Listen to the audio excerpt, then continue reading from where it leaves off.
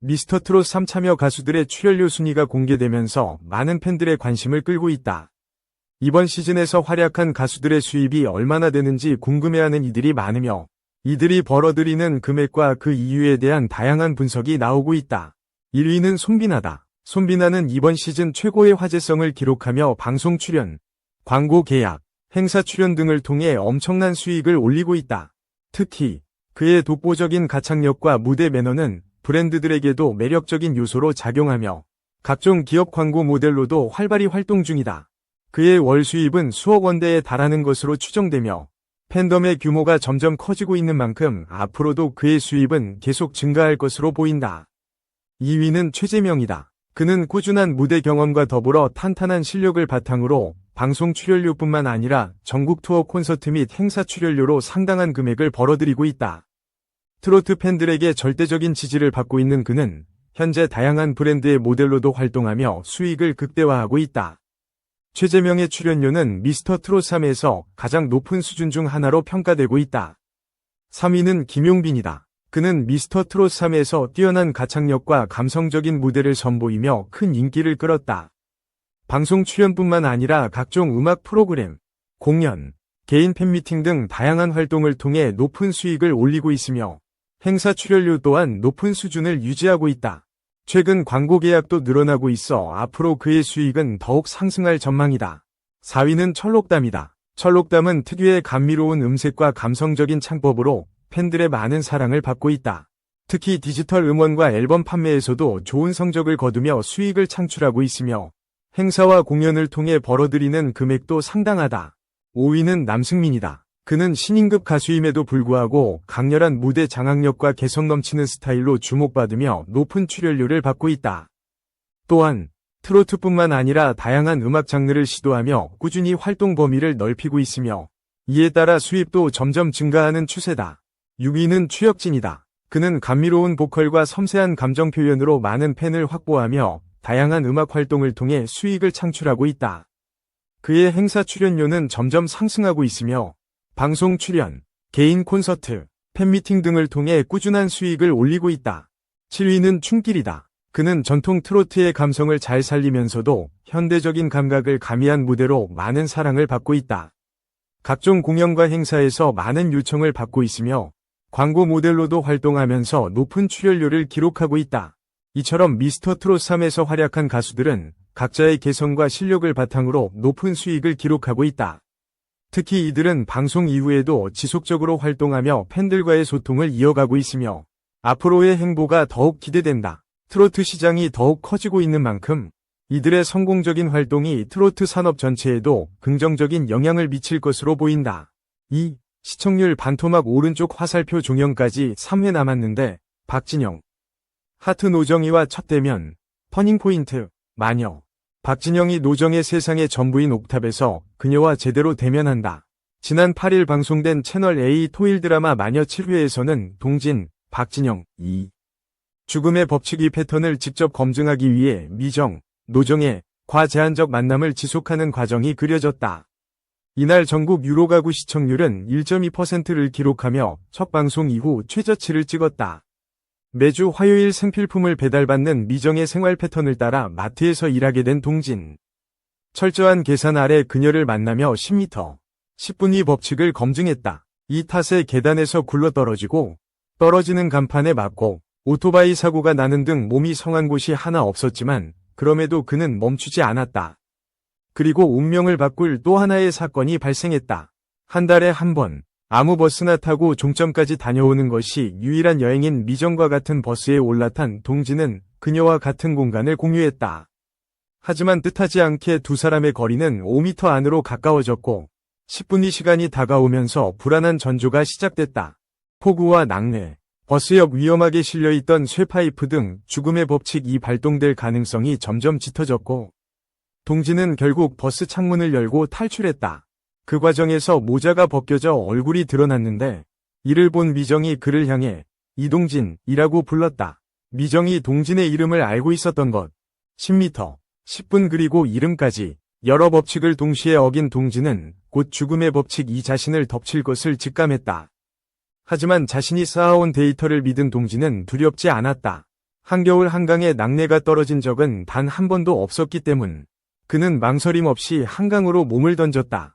9일 방송될 8회에서는 두 사람의 옥탑방 대면이 그려질 예정이다. 공개된 이미지 속 동진과 미정은 애틋한 눈빛으로 서로를 마주보고 있다. 특히 매번 배달원과 고객의 관계로 마주했던 두 사람이 처음으로 동진과 미정으로 대화를 나눈다는 점이 중요한 포인트다.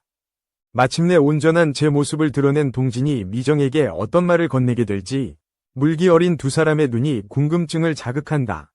제작진은 그동안 동진은 자신의 존재를 숨긴 채 미정을 지켜왔고 미정은 그가 누군지 알지 못한 채 동진과 작은 일상을 공유해왔다. 이 가운데 처음으로 있는 그대로의 서로를 마주한 동진과 미정의 옥탑 대면이 중요한 터닝포인트가 될 것이라고 예고하며 박진영과 노정희의 감정 연기가 극의 몰입도를 최고조로 끌어올린다. 꼭 함께 지켜봐 주시길 바란다. 고 전했다. 채널A 토일 드라마 마녀 8회는 9일 오후 9시 10분 방송된다. 3. 주요 부위 노출 논란, 제니, YG 잔인한 평가. 나로 살기 쉽지 않았다. SC 이슈. 노출 논란에 휘말린 그룹 블랙핑크 제니가 솔직한 심경을 고백했다. 제니는 9일 유정재형 채널을 통해 공개된 한 번도 안 해봤던 제니의 이야기에서 그동안의 이야기를 털어놨다. 제니는 14세 때 미국 유학을 포기하고 YG 엔터테인먼트, 이하 YG에서 6년간 트레이닝을 받아 블랙핑크로 데뷔했다. 제니는 평가도 너무 잔인한데 평가를 할 때마다 친구들이 떠나니까 약간 받아들이기 힘들었다. 어릴 땐 사랑을 많이 주고받는 걸 배우는데 연습생 생활은 경쟁이었다. 친한 친구들이 떠나는 것도 슬픈데 나는 눈물 닦고 바로 해내야 했다. 그래도 무조건 데뷔할 거라 생각하며 있었다. 내가 너무 잘한다기보다 내 길은 이거 하나라는 생각이었다. 고 회상했다. 하지만 블랙핑크로 데뷔한 뒤의 삶도 녹록지 않았다. 제니는 블랙핑크로 활동하면서 마음이 아픈 시기가 있었다. 스스로를 케어하지 못하다 보니 자꾸 부정적인 생각이 들었다. 그때 코로나19가 왔고 건강에 시간을 많이 투자하게 됐다. 21세 때 너무 일찍 일을 시작했다. 나 자신을 모르고 사회에 나가다 보니 뭐가 좋고 싫은지도 모르는 채 활동하는 게 힘들었다. 휴식기를 가지며 나라는 사람에 대해 연구해서 지금의 내가 존재할 수 있게 됐다고 말했다. 또 사람들이 제니로 살고 싶다고 할 때마다 진짜 아닐걸? 이라고 말한다. 나도 이번 생만 이렇게 하고 싶다. 나로 살며 감수해야 할 게 많다. 정말 쉽지 않다. 고 토로했다. 제니는 전 세계를 돌다 보니 시차가 없어진다. 몸이 못 버티더라. 최근에는 많이 아프기도 했다. 다행인지 뭔지 모르겠지만 블랙핑크를 하면서 진짜 말도 안 되게 바빴던 적이 많았다. 보통 사람이면 일주일치 스케줄만 봐도 충분하다고 해야 하는데 나는 블랙핑크로 해봤으니까. 또 첫 앨범이다 보니 다 소화하고 있다.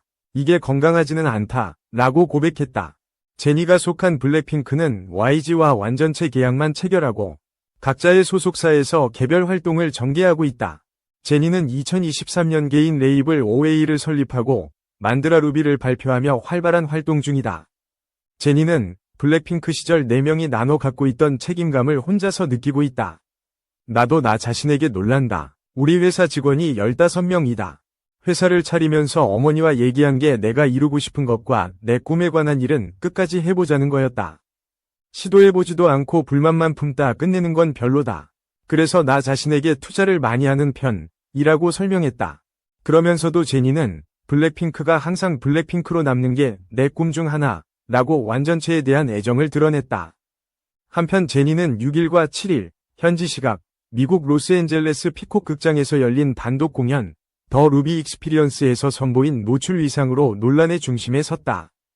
제니는 속옷을 끌어올린 듯한 독특한 디자인의 의상, 가슴이 깊게 파인 화이트 보디수트 등을 입고 무대에 올랐다.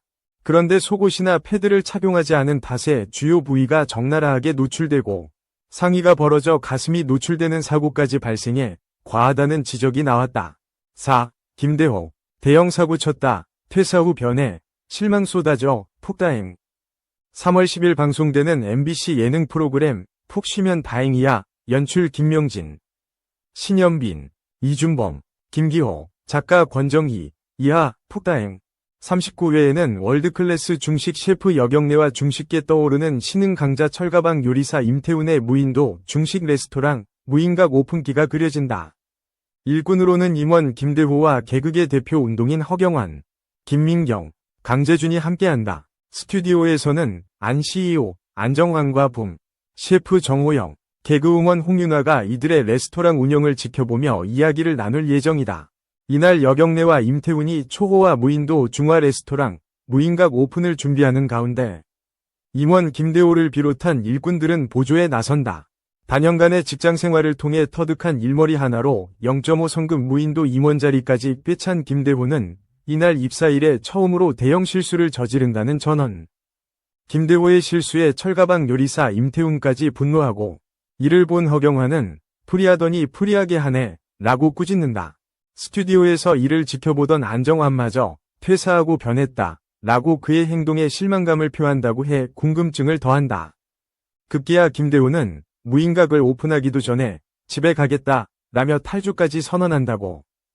과연 김대호가 무인도에서 처음으로 저지른 대형 실수는 무엇일지, 김대호는 임원으로서 무인각 오픈을 책임질 수 있을지 호기심이 증폭된다. 한편 임원 김대호가 0.5 성급 무인도 입사 이후 저지른 최대 실수는 오늘 10일 밤 9시 방송되는 MBC 푹 쉬면 다행이야에서 확인할 수 있다.